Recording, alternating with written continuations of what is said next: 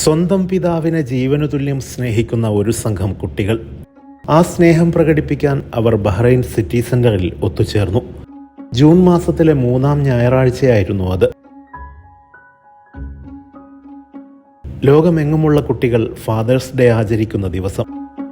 രക്ഷിതാവായും സുഹൃത്തായും വഴികാട്ടിയായും എല്ലാമായി കൂടെ നിൽക്കുന്ന സ്വന്തം പിതാവിന് ഏറ്റവും നല്ല സർപ്രൈസ് നൽകാൻ ഓരോ കുട്ടിയും ഒരുങ്ങിത്തന്നെയാണ് എത്തിയത്.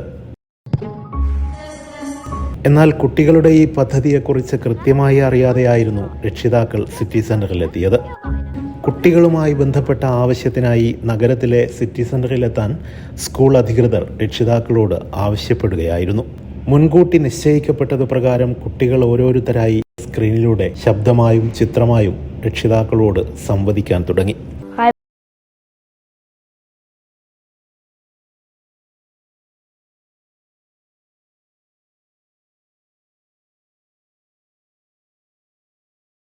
ബാബ, എന്തൊക്കെയുണ്ട് വിശേഷങ്ങൾ? എൻ്റെ ശബ്ദം തിരിച്ചറിയാൻ സാധിക്കുന്നുണ്ടോ? ഒരു കൊച്ചുമിടുക്കി ചോദിച്ചു. ബാബക്ക് എന്നെ ഒരു ഡോക്ടറായി കാണാനല്ലേ ആഗ്രഹം? ഇതാ ഈ വേഷത്തിൽ ഇങ്ങനെ കാണാനല്ലേ?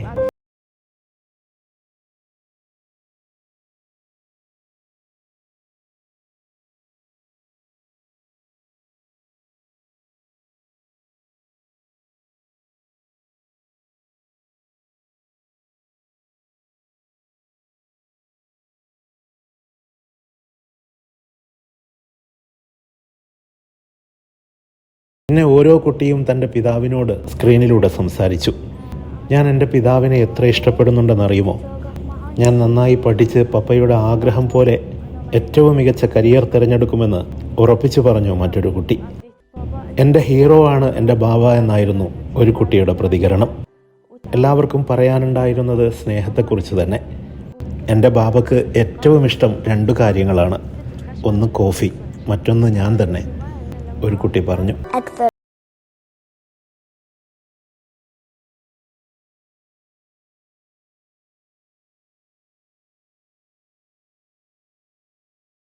തമ്മിൽ എന്തൊരു സ്നേഹമാണ് ബാബ. നമ്മൾ എത്രമാത്രം സംസാരിക്കാറുണ്ട് നമ്മുടെ വീട്ടിൽ. നമ്മൾ ഒരുപാട് അടുത്തവരാണ്. ബാബ എനിക്ക് സുഹൃത്താണ്, കൂട്ടുകാരനെ പോലെയാണ്.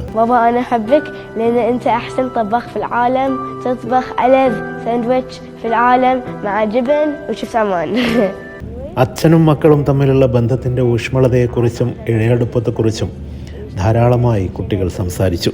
بابا